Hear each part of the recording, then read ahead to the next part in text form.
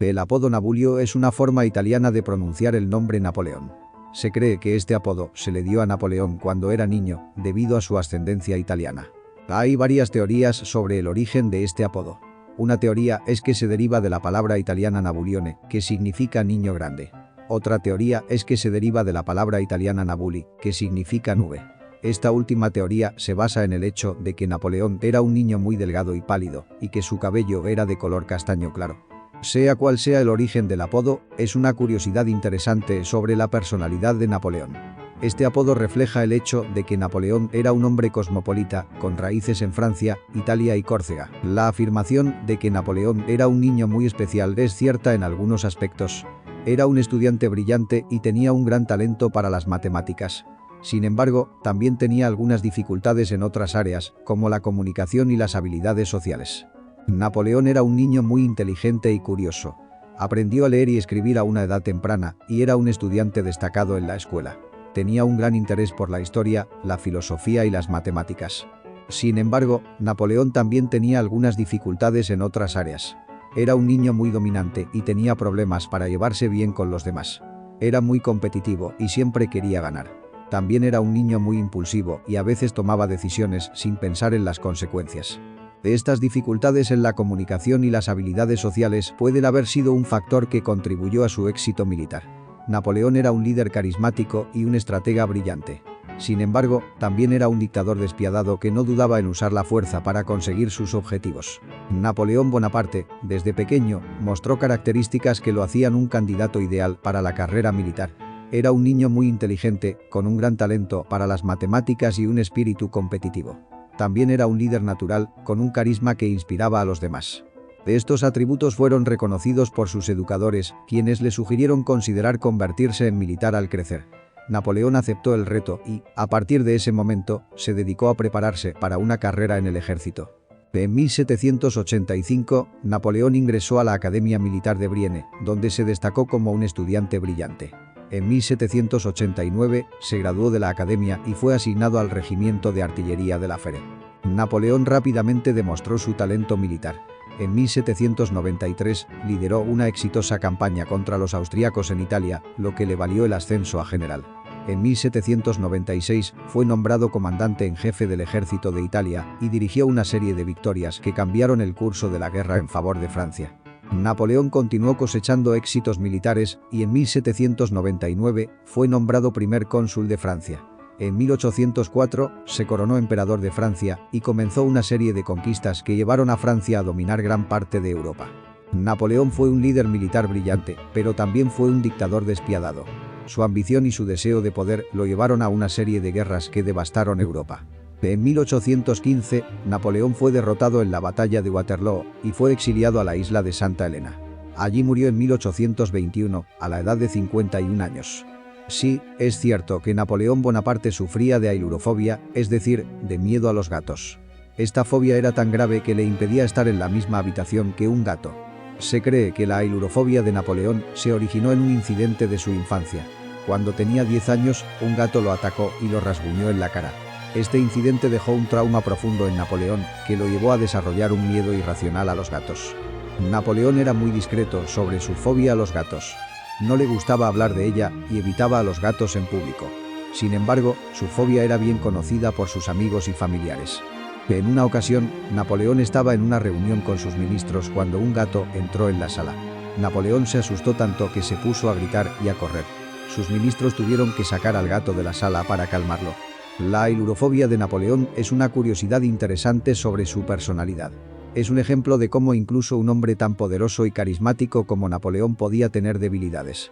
Es cierto que el mito de que Napoleón era bajo de estatura es muy extendido. Sin embargo, no hay pruebas que lo corroboren. De hecho, las pruebas disponibles indican que Napoleón medía 1,68 metros, que era la altura promedio de un hombre francés en la época. El mito de la baja estatura de Napoleón probablemente se originó en la propaganda británica. Los británicos eran enemigos de Napoleón y querían ridiculizarlo y hacerlo parecer menos imponente.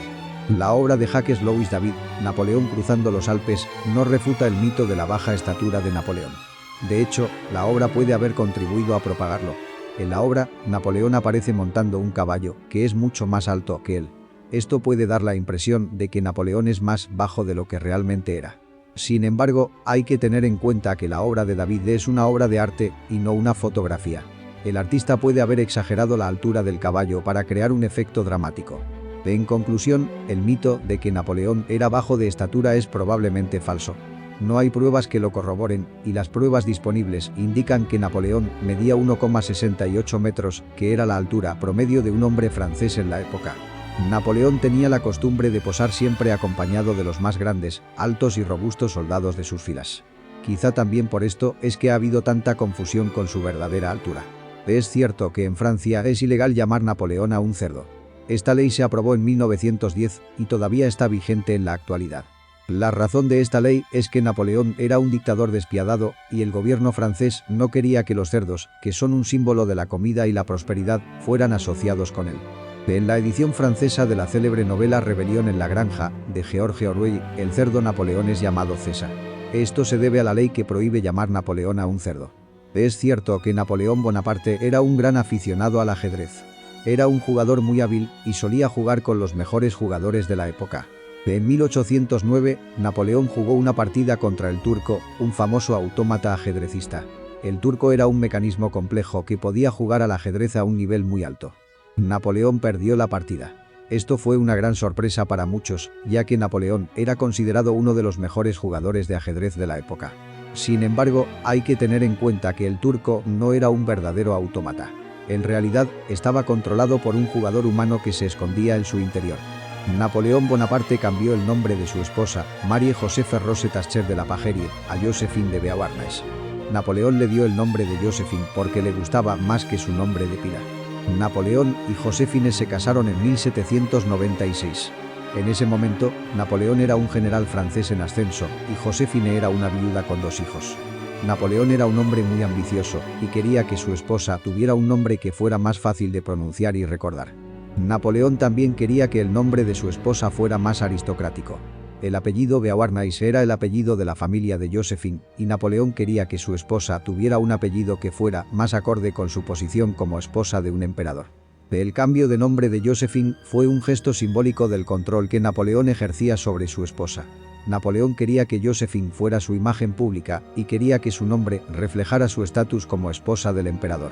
La hijastra de Napoleón Bonaparte, Hortense de Beauharnais, se casó con su hermano, Louis Bonaparte. Este matrimonio fue arreglado por Napoleón, quien quería fortalecer los lazos entre su familia y la de su hermano. Hortense tenía 17 años cuando se casó con Louis, que tenía 25 años. El matrimonio fue un desastre desde el principio.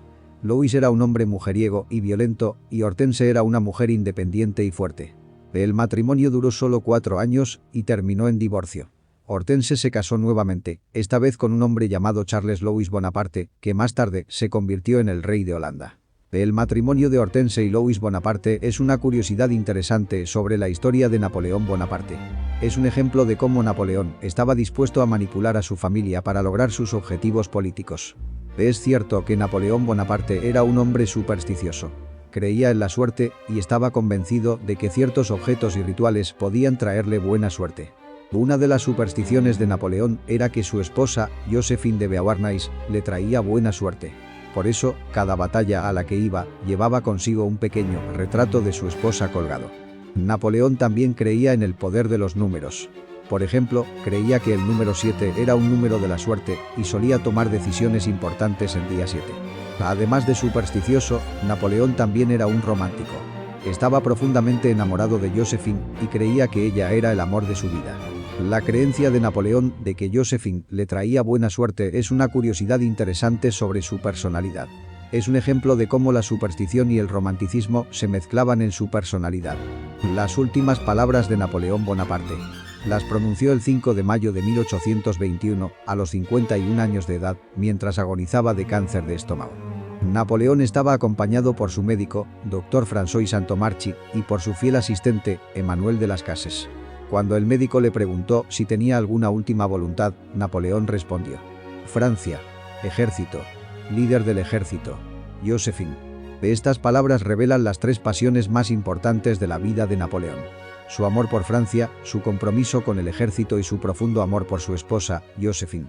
Napoleón siempre se consideró un soldado francés y su lealtad a Francia fue inquebrantable. También estaba profundamente comprometido con el ejército, que consideraba el instrumento de su grandeza. Y, por supuesto, su amor por Joséphine fue una constante en su vida, incluso después de su divorcio. Las últimas palabras de Napoleón son un testimonio de su grandeza y de su complejidad. Son un recordatorio de que, incluso en su momento más vulnerable, Napoleón seguía siendo un hombre de grandes ideales y pasiones. Es cierto que el ejército de Napoleón fue el primero en llevar alimentos enlatados a la guerra. En 1795, el gobierno francés ofreció un premio de 12.000 francos a quien encontrara una forma de conservar los alimentos durante un periodo prolongado. El ganador del premio fue Nicolas Appert, un cocinero y pastelero francés que desarrolló un método de conservar los alimentos enlatándolos en frascos de vidrio y calentándolos al vapor. En 1809, el ejército francés comenzó a utilizar los alimentos enlatados de Appert. Los alimentos enlatados eran una innovación importante, ya que permitían a los soldados llevar consigo alimentos frescos y nutritivos durante las campañas militares. Los alimentos enlatados fueron un factor importante en el éxito de las campañas militares de Napoleón. Permitieron a sus soldados mantenerse alimentados y saludables, incluso en las condiciones más difíciles. Napoleón Bonaparte tenía una fobia a que las puertas estuvieran abiertas. Esta fobia se conoce como ailurofosis, que es el miedo a las puertas abiertas. Napoleón siempre cerraba todas las puertas de las habitaciones en las que se encontraba. También exigía que cualquiera que entrara a una habitación en la que él se encontraba lo hiciera por una abertura lo más pequeña posible y cerrara de inmediato la puerta. La causa de la ailurofosis de Napoleón no se conoce con certeza. Sin embargo, algunos historiadores creen que puede haberse debido a un trauma de la infancia. Napoleón fue abandonado por su padre a los 4 años de edad y puede ser que esta experiencia le haya causado una sensación de inseguridad y vulnerabilidad. La ailurofosis de Napoleón era una fobia muy grave. Podía causarle ataques de pánico y ansiedad. En algunos casos, incluso podía llegar a perder el control. Napoleón Bonaparte era un hombre muy estricto con la etiqueta y el protocolo. También era un hombre muy ocupado y no tenía tiempo para perder en comidas largas y frívolas. Napoleón creía que las comidas debían ser rápidas y eficientes. Exigía que sus invitados comieran en silencio y que no hablaran de asuntos trivial. Era un hombre muy disciplinado. Creía que la comida era una necesidad, no un placer. Por eso, solía comer solo y en silencio.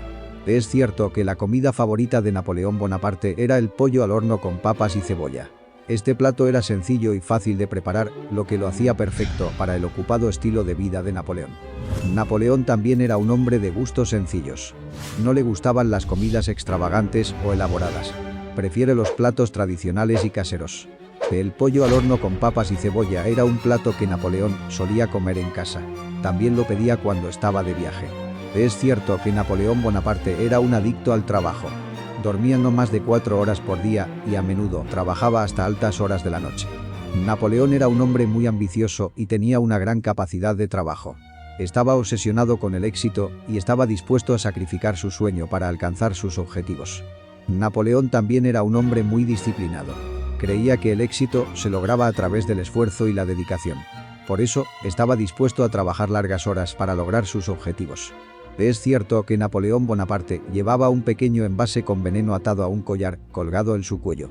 Este veneno era una mezcla de arsénico y belladona, y Napoleón lo llevaba siempre consigo en caso de que fuera capturado por sus enemigos. En 1814, Napoleón fue capturado por los británicos y llevado a la isla de Santa Elena, donde fue exiliado. En 1815, Napoleón intentó suicidarse tomando el veneno de su collar. Sin embargo, el veneno había caducado y solo le provocó una intensa enfermedad estomacal. Este hecho es un reflejo de la personalidad de Napoleón. Era un hombre decidido y valiente, pero también era un hombre supersticioso y temeroso de la muerte. Napoleón fue un hombre muy culto. Hablaba varios idiomas, incluyendo francés, italiano, español, alemán, inglés y latín. Si te ha gustado el vídeo dale like y compartí, suscríbete al canal para recibir más contenido, te lo agradeceremos ya que será de gran ayuda para poder seguir haciendo contenido de calidad. Hasta el próximo vídeo.